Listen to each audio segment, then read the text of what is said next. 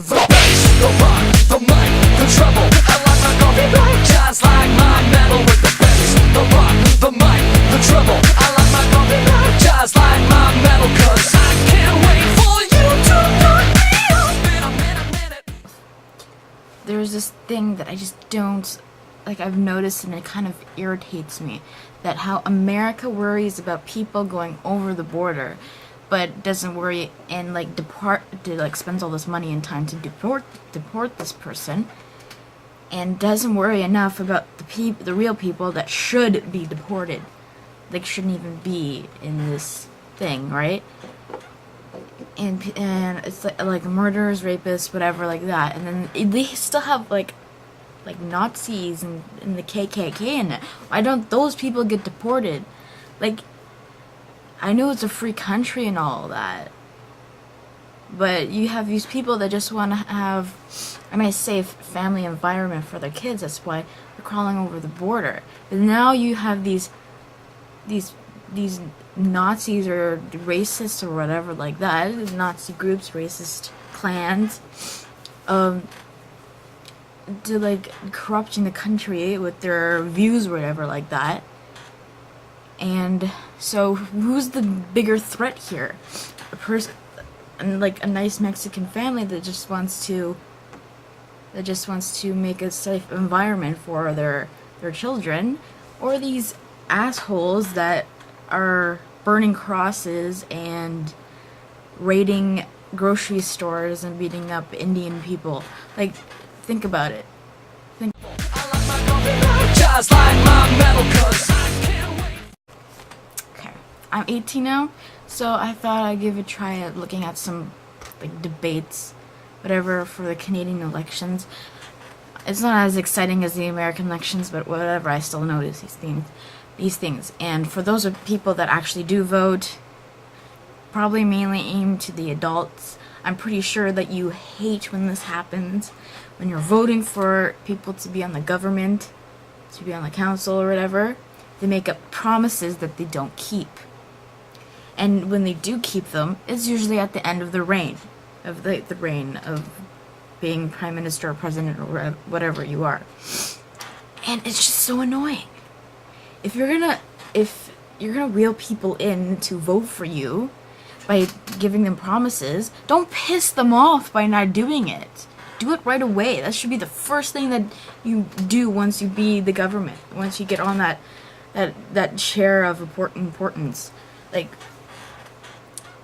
people are not, like, if you're the prime minister and you want, or the president, and you want people to vote for you again, just make sure you fulfill those promises, because your people, like the citizens of Canada, America, or whatever country you're from, will fucking hate you because you're just not keeping your promises.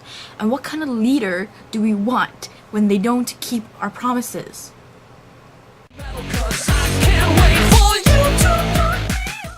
I really don't like when people do something unconditionally. Not unconditionally, conditionally. Like, they do something good just because they can get something for it. Yeah, it's the same thing with publicity, right? You're gonna have a celebrity donating money to some charity just so they could have good publicity, just so people assume that they're a good person. That's doing something good on one condition: people gotta like me.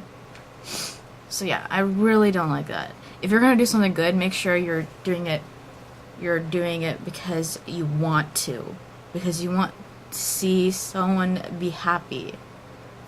It's just like, if you think your morals are straight and you want to do something good, don't do it just because you might get something out of it. Okay. This, I hate it, because I'm always like in the middle of this argument. I hate when people have the debate whether whose scar is bigger. And that's just the name of it. It's usually a pity debate, whether who has suffered the most. Like, say, like two kids saying, "Oh, I broke my arm. I broke my leg," And then, yeah, but mine was more painful because this and this and this happened, and then when I went to the hospital, this happened. That's what this whose scar is bigger debate is, right? And the whole point of this debate is whether or not who can get the most pity. And they're arguing about who's has the most pitiful life, which is actually really sad because that just proves people just want other people's pity for their attention. So debating of who suffered the most in their lives is sad.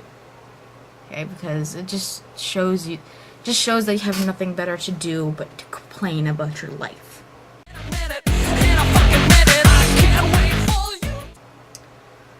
Now, I realize a lot of people think this guy's funny, but I personally do not think he's funny. And this person is Will Ferrell. He is not funny at all. Like there's some movies that I do enjoy that he was in, like Superstar. I liked him in that movie, but he also played a small role in that. I don't like movies where he's the main character because he tries to be funny, but he's not. Like, I don't even think he's a good actor either. It's like an Elf. It was okay. It was a good children's movie, but you could tell that he was just trying too hard to be funny.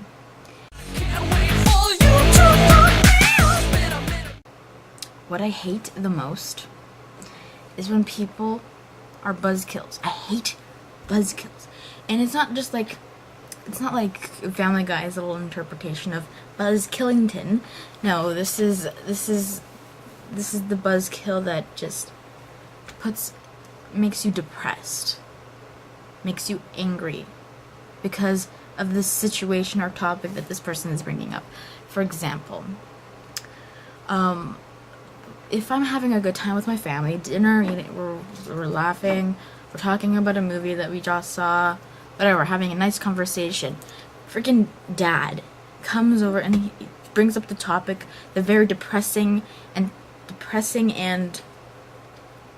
over talked about topic that that has ever been spoken under this house. And that topic is our feud with my older siblings and my uncles and my aunts and all that shit, okay? And it's like the most depressing topic ever. Like, no one wants to talk about it. Why would you bring it up if no one wants to talk about it? Again, when you bring up those kind of topics and kill the buzz, it just proves that you have nothing better to do but complain about your goddamn life.